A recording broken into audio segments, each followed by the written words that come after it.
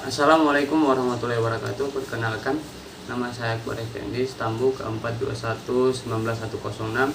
Saya dari Prodi PJKR kelas A. Pada kesempatan kali ini saya akan menjelaskan tentang hakikat manusia sebagai makhluk budaya. Manusia adalah salah satu makhluk Tuhan di dunia. Makhluk Tuhan di alam fana ini ada 4 macam, yaitu alam, tumbuhan, binatang, dan manusia. Sifat-sifat yang dimiliki makhluk tersebut sebagai berikut. Alam memiliki sifat wujud, tumbuhan memiliki sifat wujud dan hidup, binatang memiliki sifat wujud, hidup, dan dibekali nafsu. Manusia memiliki sifat wujud, hidup, dibekali nafsu, serta akal budi. Kelebihan manusia dibanding makhluk lain terletak pada akal budi. Manusia mampu menciptakan kebudayaan, mengkreasikan, memperlakukan, memperbarui, memperbaiki, mengembangkan, dan meningkatkan sesuatu yang ada untuk kepentingan hidup manusia, baik dengan alam maupun manusia lainnya. Apresiasi terhadap kemanusiaan dan kebudayaan. Kemanusiaan merupakan prinsip atau nilai yang berisi keharusan atau tuntutan untuk menyesuaikan dengan hakikat dari manusia. Hakikat manusia bisa dipandang secara segmental atau dalam arti parsial. Manusia sebagai kebudayaan. Manusia sebagai kebudayaan dalam bahasa Inggris, kebudayaan disebut kultur, yang berasal dari kata Latin colore, yaitu mengelola atau mengerjakan.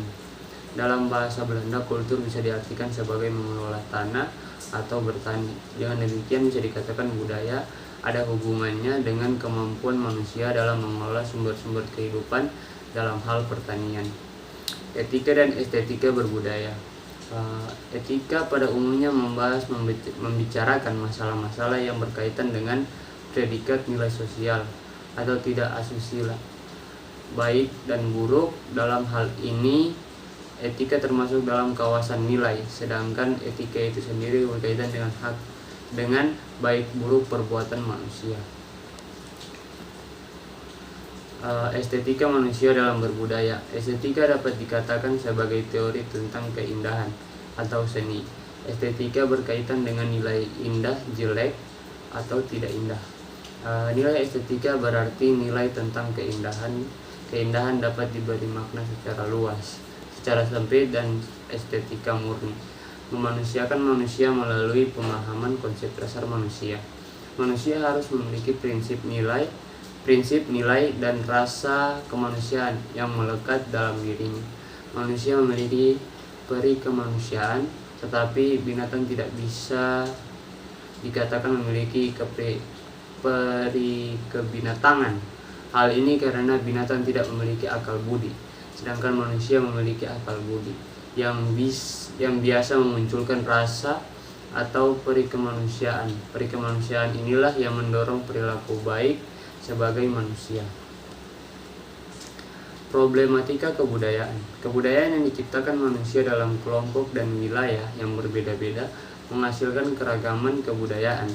Tiap persekutuan hidup manusia atau masyarakat, suku, atau bangsa memiliki kebudayaan yang berbeda dengan kelompok lain, yang membentuk ciri dan menjadi pembeda dengan kelompok lain. Dengan demikian, kebudayaan menjadi identitas dari persekutuan hidup manusia. Pewarisan kebudayaan. Pewarisan kebudayaan adalah proses pemindahan, penerusan, atau pemilikan dan pemakaian kebudayaan dari generasi ke generasi secara berkesinambungan. Perubahan kebudayaan. Perubahan kebudayaan adalah perubahan yang terjadi sebagai akibat adanya ketidaksesuaian di antara unsur-unsur budaya yang saling berbeda sehingga terjadi keadaan yang fungsinya tidak sesuai bagi kehidupan yang dapat menimbulkan sebuah masalah. Penyebaran kebudayaan. Penyebaran kebudayaan atau difusi adalah proses penyebaran unsur-unsur kebudayaan dari suatu kelompok ke kelompok lain atau suatu masyarakat ke masyarakat yang lain. Dari pembahasan di atas, maka kami dapat mengambil beberapa kesimpulan yaitu manusia sebagai makhluk yang berbudaya adalah makhluk yang senantiasa mendayagunakan akal budinya untuk menciptakan kebudayaan baik dengan alam maupun manusia lainnya. Untuk itu, manusia dikatakan sebagai pencipta kebudayaan dan makhluk berbudaya. Budaya sendiri merupakan suatu cara hidup yang berkembang dan dimiliki bersama oleh sebuah kelompok yang diwariskan ke generasi dan budaya yang dihasilkan manusia bergantung dari paham atau ideologi yang diyakini manusia pendukung budaya tersebut.